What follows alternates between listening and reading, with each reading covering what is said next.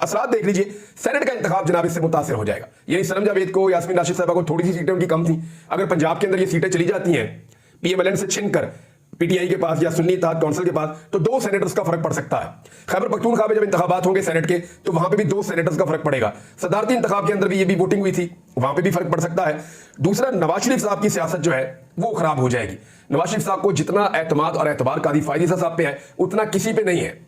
लिहाजा नवाज शरीफ साहब का सारा इन्हिसार कादी फायदी साहब और अदलिया पे था, लेकिन अब अगर कादी फायदी साहब को एक्सटेंशन नहीं मिलती तो नवाज शरीफ साहब के लिए एक बड़ा धचका है। इमरान खान साहब को जो सबसे बड़ा खौफ था वो ये था कि कादी फायद ईसा साहब को एक्सटेंशन ना मिल जाए, उनका वो खौफ अब दूर हो सकता है इस मामले में। यहां पे आके अगर लार्जर बेंच बनता भी है तो ये मामला भी लंबा चलेगा, और इसमें जो कादी फायदी साहब की एक्सटेंशन का मामला है वो खटाई में ही रहेगा।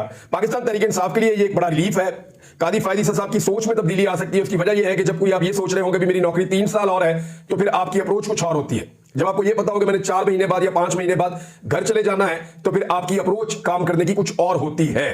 अदलिया अपनी स्पेस वापस लेने में कामयाब हो सकती है। इसका एक असर यह हो सकता है जजेस दलेर हो जाएंगे, क्योंकि अगर कादी फायदी साहब को एक्सटेंशन मिलती है तो एक खास किस्म का माहौल है सुप्रीम कोर्ट ऑफ पाकिस्तान में जो हम देख रहे हैं, वो माहौल बदल जाएगा। जब वो माहौल बदलेगा तो फिर जजेस के अंदर और अदलिया के अंदर स्पेस वापस लेने की ख्वाहिश जो है वो बढ़ती जाएगी।